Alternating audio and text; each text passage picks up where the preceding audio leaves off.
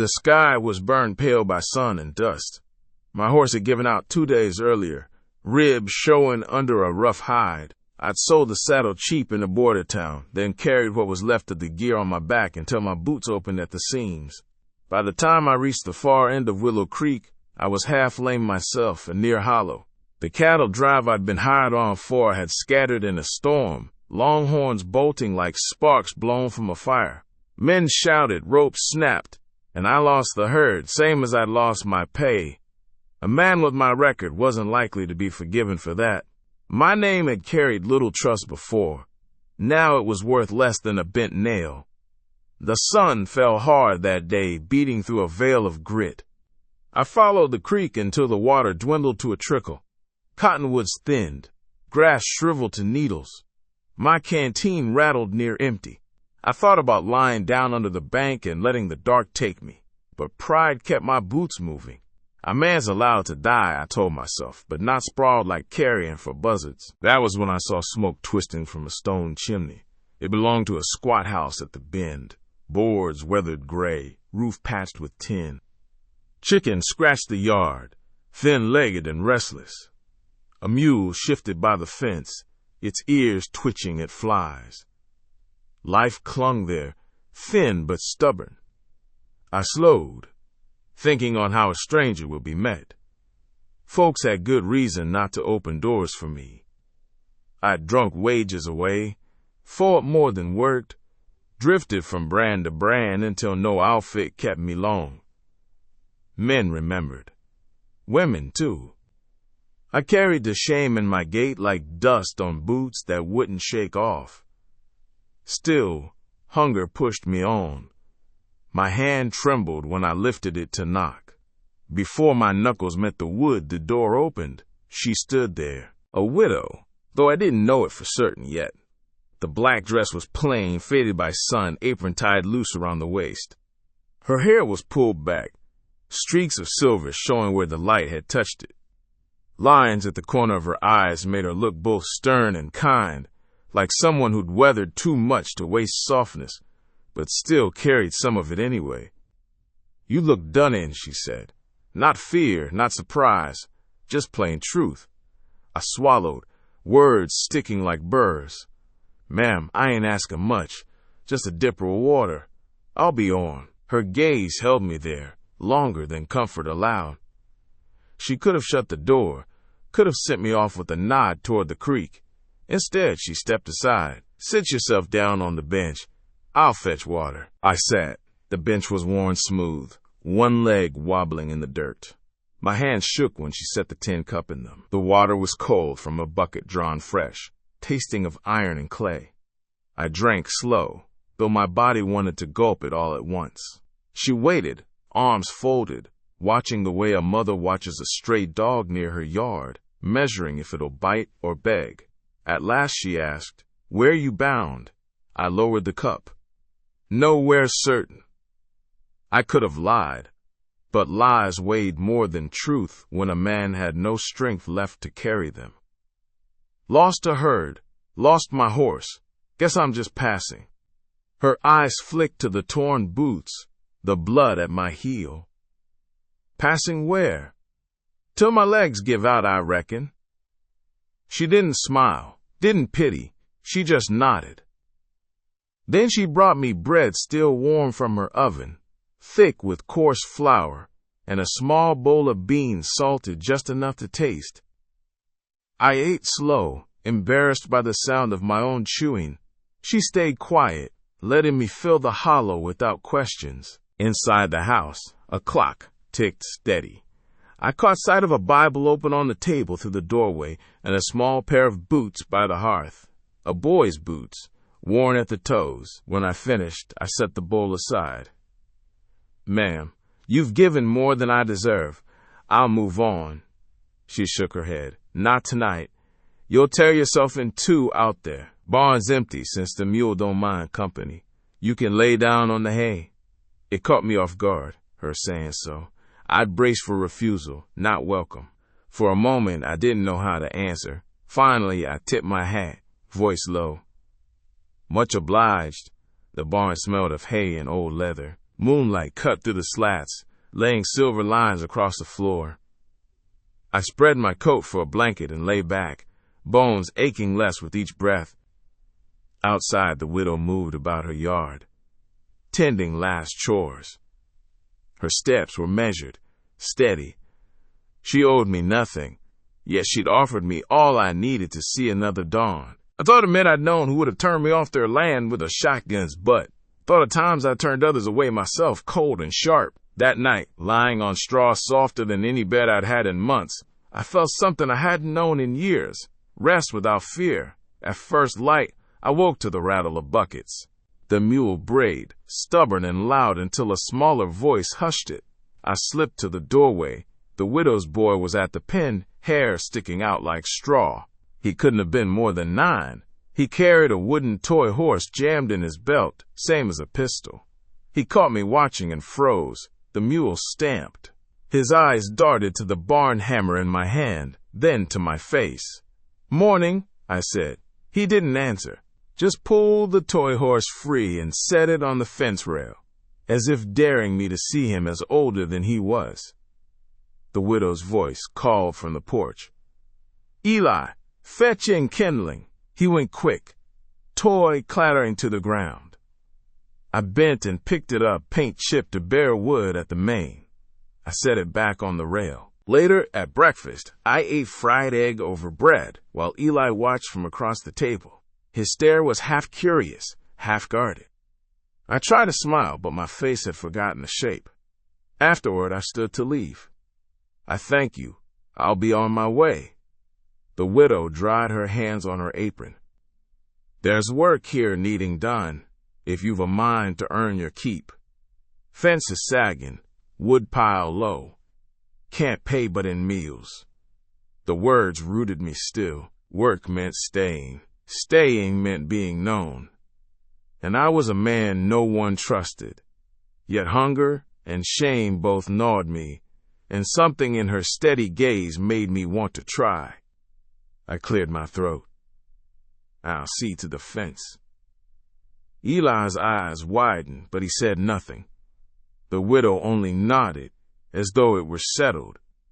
So I took up a hammer and nails, hands clumsy from disuse, and began to work beneath the sun. Each strike rang sharp against wood, loud enough to call back the truth. A man given mercy can't walk away unchanged. The fence took longer than I thought. Rails warped from years of wind, nails rusted through, posts leaning like drunks after a storm. I set them right one by one, sweat darkening my shirt. The hammer jarred my bones each time it struck.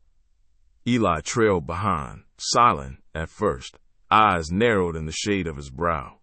By afternoon, he handed me nails before I asked, watching close the way a man drives wood straight. A neighbor woman passed on horseback that day.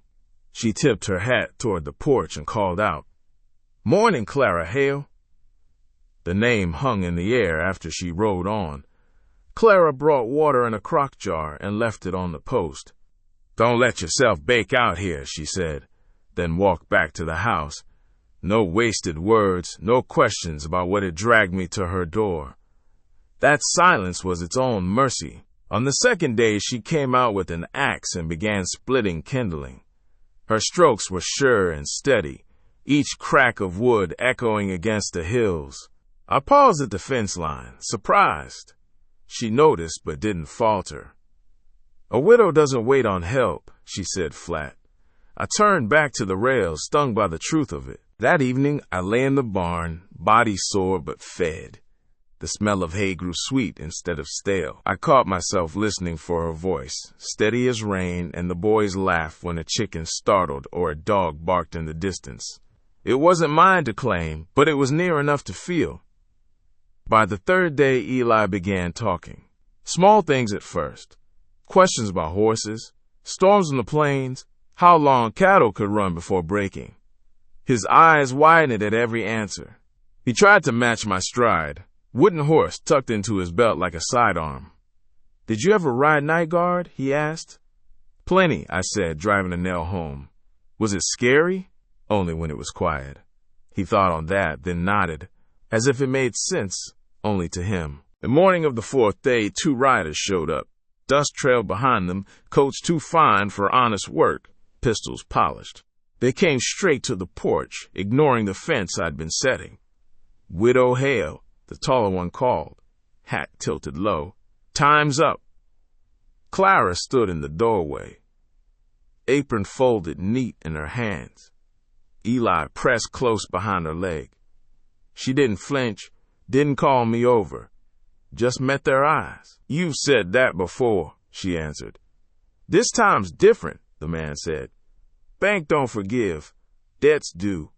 His smile was thin as wire. "Unless you found another way to pay."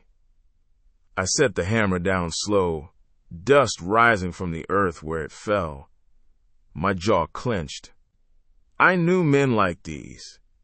Collections, easy threats, never dirtying their own hands when others could. Clara's voice stayed calm. "You'll get what's fair when I have it?" "Not before." The shorter rider spat in the dust. "Maybe we take the mule. Maybe the boy learns quicker if he sees what happens when folks stall."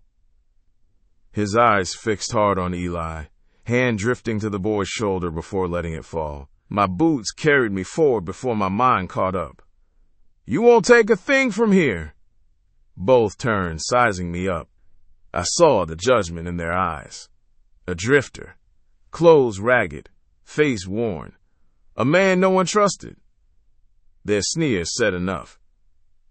"And who are you supposed to be?" the tall one asked. "Just a hand passing through." I lifted the hammer, not high, just enough they saw the iron head. "But I've had a meal at this table. That makes it my concern." The shorter one laughed bitter. "Mercy work, taking in strays, ain't worth the beans she feeds you." Clara's voice cut clean. "That'll do. My land, my say." The taller one studied me longer, eyes narrowed under his brim. He shifted in the saddle, hand brushing the butt of his pistol as if reminding me where real power lay. Then he tugged his reins. "Week from now," he said, "no more grace." They rode off slow, dust swallowing their figures, leaving silence heavy in their wake. Eli's hand found mine when they were gone. Small, warm, trembling. I didn't deserve it, but I let him hold. Clara didn't look at me. She just turned back inside, door closing, quiet as dusk. That night, in the barn, I couldn't rest. The hammer lay by my side, and every creak of wood sounded like hoofbeats. I thought of leaving before dawn, slipping away so their trouble wouldn't be mine. Old habits urged it. Survival had always meant running. But then I remembered Clara's steady gaze when she set bread before me. No questions, no judgment, just the mercy of a door left open when I was half dead. She had asked nothing, yet given all. The days bled together after the riders left. Sunlight came harsh each morning, gold turning quick to white, and by evening the hills cooled enough for crickets to take up their tune. I kept to the fence, the woodpile, whatever task my hands could hold. Each nail driven down was one less excuse to drift. Eli shadowed me like a second mule. He asked about ropes, saddles, storms. I showed him how to set a nail square, how to keep a tool sharp. He listened with the kind of hunger I once saved for whiskey. One afternoon he handed me his toy horse, paint chipped near to nothing. "Fix his leg?" he asked. I whittled a sliver of wood, set it tight, and bound it with twine. He carried it different after that, proud, as if it breathed. Clara worked steady as any man. I watched her haul buckets from the well, split kindling, patch a roof seam before the rain could find it. She never asked for thanks, never offered complaint. Only once did her voice soften. She was kneading dough at the table, sleeves rolled, when she said, "A place only stands when each hand adds to it." She didn't look up, but the words were meant for me. By midweek, I had to ride into town. Clara needed flour and lamp oil. She pressed coins into my palm, small, worn, each one heavy with her trust. Eli begged to ride along, but she shook her head. "Schoolwork," she said, handing him a primer more frayed than whole. He scowled, but obeyed. The town was no more than a crossroads, a livery, 2 saloons, a bank with fresh paint that tried too hard. I kept my hat low, but a man like me draws notice. At the store, while weighing a sack of flour, I caught sight of the shorter rider. He leaned against the counter, grinning too wide at the clerk. When his eyes found mine, the grin dropped. "Well, look what the widow's feeding," he said loud enough for the room to hear. "Stray dog grows bold when it's kept in a barn." I said nothing, took the sack, and set the coins down slow. His hand twitched near his belt, but he let me pass. Outside, his laughter followed, sour as smoke. I walked out with the flour heavy in my arms, and his laughter trailing after me told me plain, the week would not end quiet. Back at the homestead, I stacked the flour on the shelf. Clara met my eyes, reading the tension plain enough. She said nothing, only set the lamp oil aside and returned to her kneading. Some truths don't need air to be shared. The 7th day came with heat heavy as wool. I sharpened the axe in the yard, sweat running the line on my back. Eli sat nearby, practicing knots with a length of rope. Each time he failed, he tried again, tongue caught between his teeth. The mule brayed, restless, as if sensing storm. Dust rose on the horizon. 3 riders this time. Guns loose, eyes sharp with the promise of taking. Clara stood on the porch again, apron folded neat. Eli pressed close to her skirts. I set the axe aside and lifted the hammer. "Best you turn back," I called. "Nothing here for you but hard ground." The tall one dismounted slow, boots sinking in dust. "You think mercy makes you strong?" he asked. "It makes you soft, and soft don't last." He came forward, boots grinding with each step. His hand hovered near the pistol, not drawing, not yet. The other 2 spread out, one toward the mule lot, the other eyeing the house like a hawk over chicks. I raised the hammer and planted myself between them and the porch. My voice stayed even. "You won't cross this yard." The tall one grinned, teeth catching the sun. "One stray with a hammer?